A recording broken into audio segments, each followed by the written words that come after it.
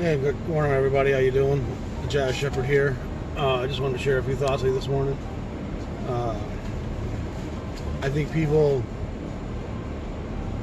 get so stuck in jazz without hearing the underlying context. And I don't think you can hear jazz and not feel that pain. And I've often compared it to biblical things. It takes great sorrow for generations for you to write the Bible.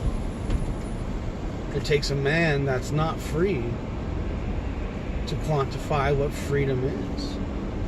And the Lord is my shepherd, I shall not want was written as a way to find freedom when you were not free.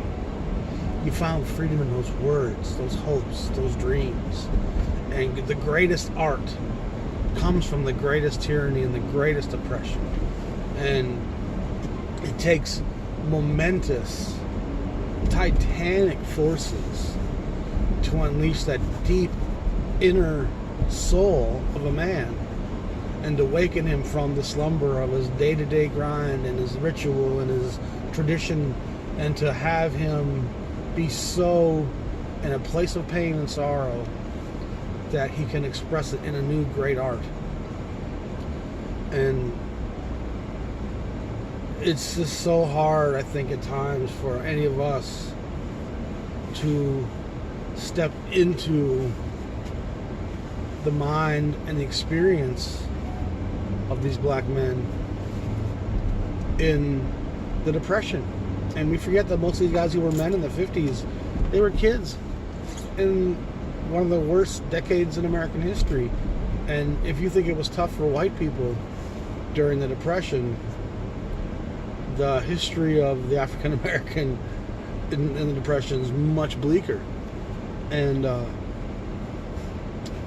swing music was a direct response to a great sorrow that has to be balanced by a great joy, a great release. Tonight, in spite of all the sorrow, we're going to dance and overcome. And the power of that music, I think we lose it in our lush, comfortable environments. We can't really understand the context of it until we step inside that reference point. So jazz without empathy is equivalent to not hearing jazz. It takes a huge degree of empathy and wanting to put yourself in the shoes of the artist and the player and trying to understand his experience, his sorrow, before you can really hear what a jazz player is emoting. And I know I probably say this kind of stuff a lot, but it's the fire that attracted me to jazz was this social consciousness, this resistance, this overcoming in spite of my struggle. And it's one of the great heritages of humanity, is that great tyranny will be balanced by great resistance. And that resistance is often and more safely voiced in an artful, coded message. And the book of Revelations wasn't written about the end times. It was written about the prophet John forecasting the downfall of the Roman Empire. But he couldn't say that.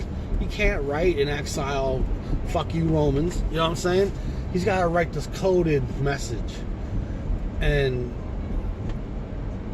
lift the spirits of first his own soul and consciousness, looking for some kind of dynamic balance in the cosmos, but also for those who were to read it and also be living in bondage, to know that someday a great day of justice and reckoning will come for those who oppress the masses and have us living in tyranny.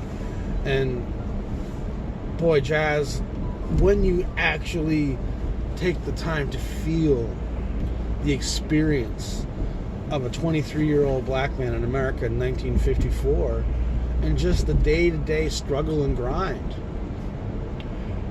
and to know the forces that are working against you. You know, it makes jazz 10 times more powerful. And I listened to jazz for 10, 12 years before I ever really heard it.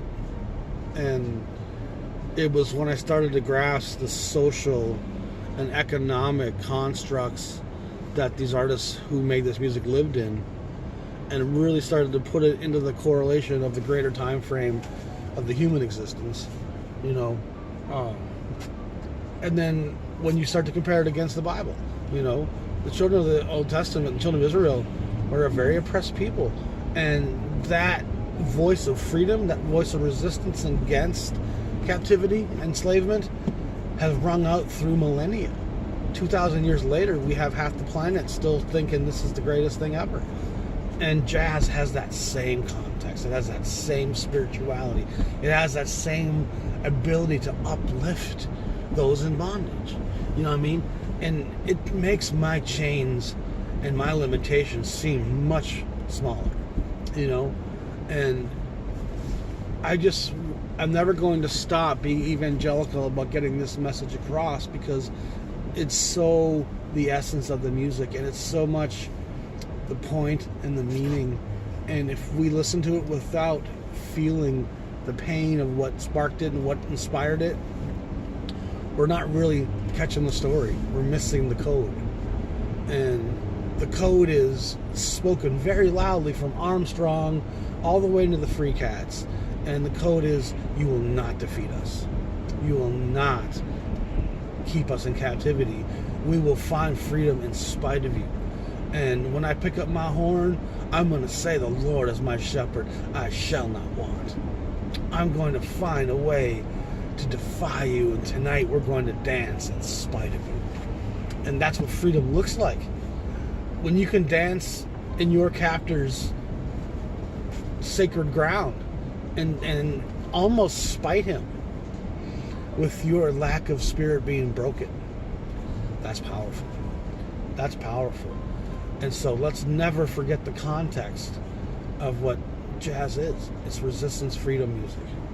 It's, I will not go quietly into this night. You know what I mean? And in spite of everything you've done, watch me find my joy. Because I'm going to shut out all that right now. And I'm into my trumpet, my sax, my whatever. I am going to feel love. I'm going to feel the cosmos embracing me and my place within that cosmos. I totally want people to embrace the thought process, because it'll change the experience of jazz. Y'all have a great day. I'll talk to you all soon. I'm the Jazz Shepherd. Y'all have a good day. Peace.